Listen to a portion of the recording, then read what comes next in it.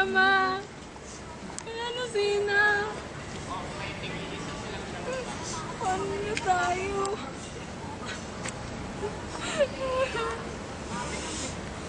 Huwag kayong mag-alala akong mga kapatid. Gagawin ko ang lahat para lang mabuhay tayo ng sagana. Hindi na ako muna mag-aaral ngayon. Kayo na muna.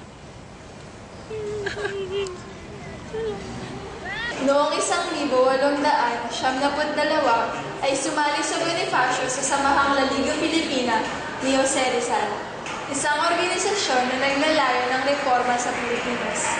Ngunit, mabilis itong nabuwag dahil sa pag-aresto kay Rizal.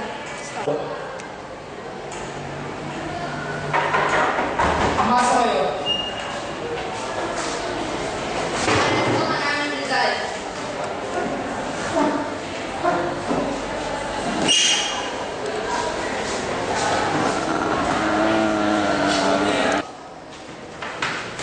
Supremo! Himuli naman, bali si Dr. Rizal. Go. Anak. Sinasabi ko na nga ba, hindi gagana ang mapayapa ang pamamaraan para mapalaya tayong mga Pilipino. Mga kasama, lapit kayo dito. Magtatag tayo ng isang samahan. Isang samahang tatawagin katipunan o KKK. Kataas-taasan, kagalang-galang katipunan ng mga anak ng bayan. Mabuhay ang... Wala na akong sasabi. Go. Mabuhay ang katipunan! Mabuhay! Mabuhay ang katipunan! Mabuhay! Handang makipaghimagsika ng KKK para lang makuha ang independensya. Dahil dyan, tinawag si Bonifacio may pag-asa.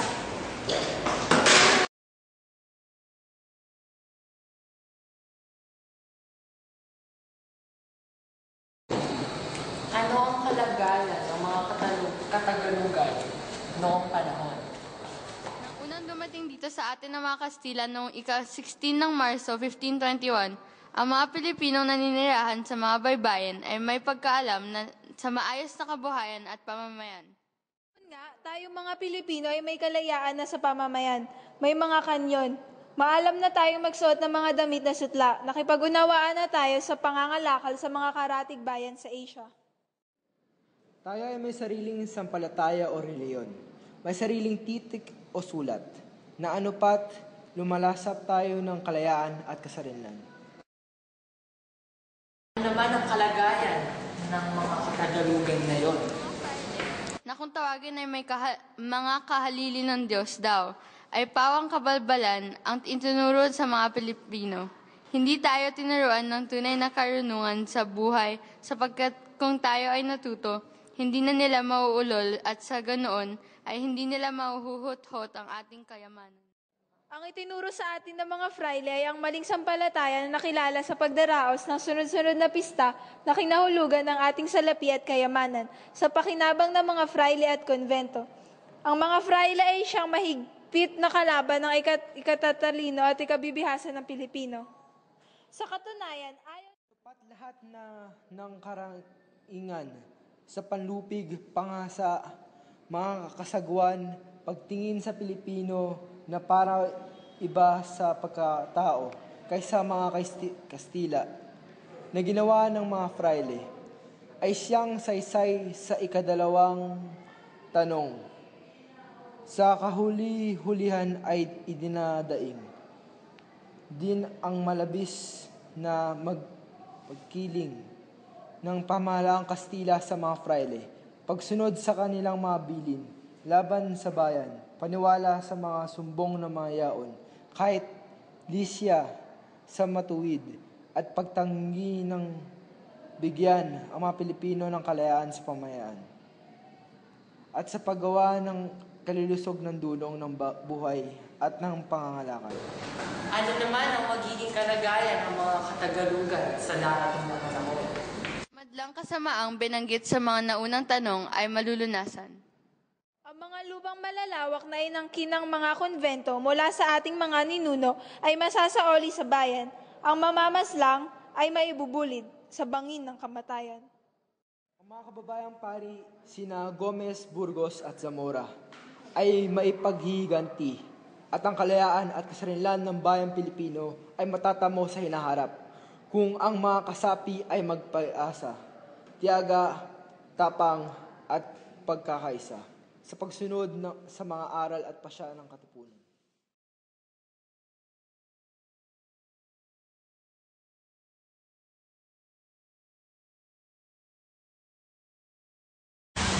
Agosto 23, 1886, sa Pugad-Lawi ng sabi ng iba, at ang iba naman ay sa Balintawak raw. Nangyari ang sikat na pagpunit ng sedula, na ay ang simbolo ng pagsimula ng himagsikan. Ayon kay Guillermo Masangkay, ay mayroon 56 na miyembro ng katipunan na dumalo at nagputol ng kanilang mga sedula. Mayroong mga estudyante, mga mahihirap, tulad ng mga tagagupit ng damo at tagabenta ng gatas, at mga mayayaman tulad ng mga may-ari ng lupa at mga munisipal na kapitan. Aking mga kababayan, ilabas ang inyong mga sedula. Sabay-sabay natin itong punitin. Ulitin! Ulitin!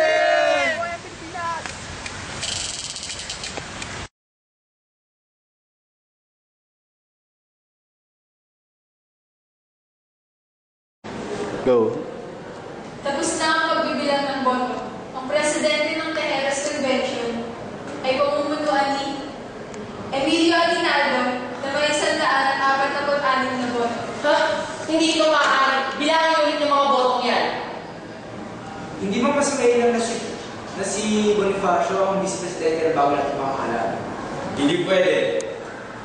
Ang dapat ng vice-presidente ay isang may pinag-aralan sa batas. Hindi katulad ni Bonifacio. Bawiin mo yan! Bawiin mo yan! Hindi ba? Bawiin mo yan. Ha? Bilang supremo ng katipunan, pinakawalang bisa ko ang kumbensyong ito.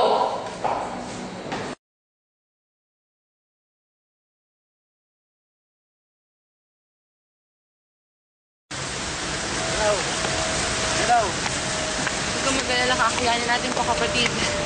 Naniniwala ako sa'yo, kuya. Dali-dalihan nyo naman dalawa, ha? Tagal nyo, eh. Tayo! Ano ba? Ang bagal, eh. Dali-dalihan yung dalawa, ha? Mabagal nyo, ha?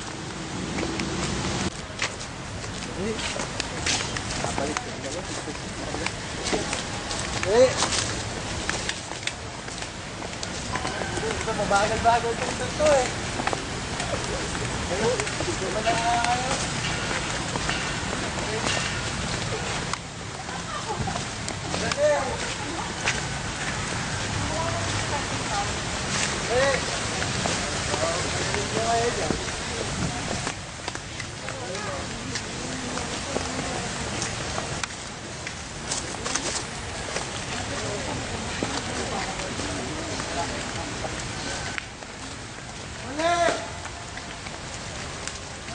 Bagal nyo kasi.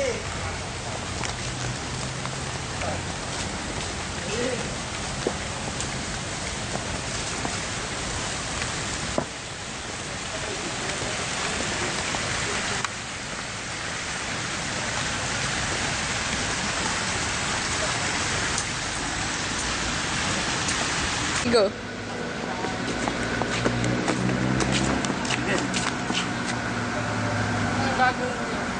Sayang konsulat.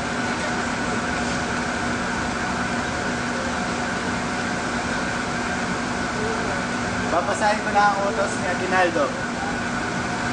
Ang magkakapatid na sina Andres at Procopio Bonifacio ay bibitahin sa pamamagitan ng pamamaril.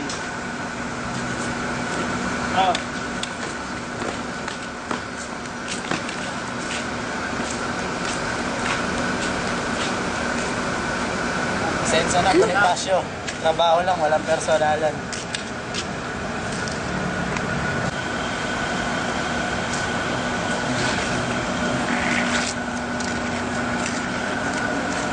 At dito nagtatapos ang storya ni Bonifacio.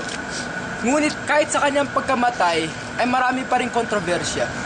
Mayroong nagsasabi na hindi siya tumakbo dahil masyado sa pagod, tulad ng manunulat na si Adrian Cristobal. At mayroon pa rin nagsasabi na siya ay pinutol-putol habang natutulog. Na binase sa sinabi ng isang magsasaka na nakita ng isang taong pinagsasaksak sa bundok kung saan pinatay si Bonifacio. Maaring nawala na sa agos ng panahon ang sagot sa mga misteryong ito. Paalam. Ayan. Ten, ten.